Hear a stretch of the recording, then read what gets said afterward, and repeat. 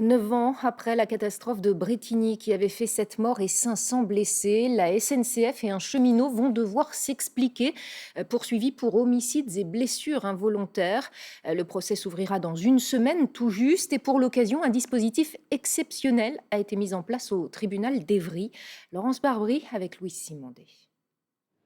Derrière les murs du tribunal d'Évry, deux ambiances cohabitent. L'effervescence classique et quotidienne de l'activité judiciaire et les ultimes préparatifs du procès de la catastrophe ferroviaire de Brétigny-sur-Orge. Les victimes vont là et les avocats vont là. Donc les box, ils ne peuvent pas être là.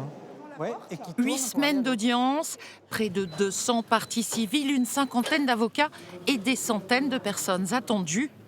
Une gageure dans ce lieu qui date des années 70, mais pas question pour les magistrats de tenir le procès ailleurs. Ce n'était pas évident d'accueillir ce procès avec un nombre aussi considérable de victimes dans ces lieux qui ne sont pas du tout adaptés. Il nous semblait très important que ça puisse se tenir dans un lieu de justice avec toute la solennité qui sied à l'évocation de faits aussi dramatiques. Un demi-million d'euros a été investi. Le procès se tiendra dans l'actuelle salle des assises. Les vitres du box ont été démontées pour rappeler qu'on ne juge pas une affaire criminelle. Et une préoccupation centrale, l'accueil des victimes. Dans la préparation du procès, nous avons souhaité mettre en place un dispositif de soutien qui permettait d'introduire un peu d'humanité dans un procès qui va être très technique. Les victimes bénéficieront d'une salle de repos et d'un accompagnement quotidien de juristes et psychologues.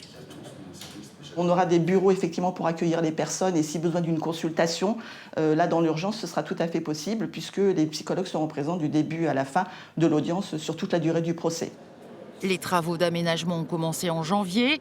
C'est un vrai jeu de chaises musicales qui va s'opérer. Voilà la salle pénale numéro 2, qui est en temps ordinaire une salle d'audience correctionnelle qui sert pour les comparutions immédiates et que nous avons dû transformer en salle de cour d'assises. Le tribunal d'Évry a le taux d'utilisation de ces enceintes le plus important d'Île-de-France, avec 95% d'occupation. Il était tout à fait normal que l'activité judiciaire ordinaire de tout un chacun, des affaires de divorce, des autres affaires correctionnelles dans lesquelles il y a également des victimes ordinaires, n'ait pas à subir et à pâtir des délais qu'imposait l'organisation et la tenue de ce procès dans un tribunal comme celui-ci. Rénovation et transformation des salles.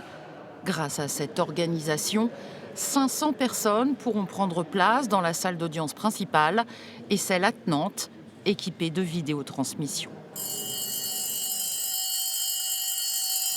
L'audience est ouverte.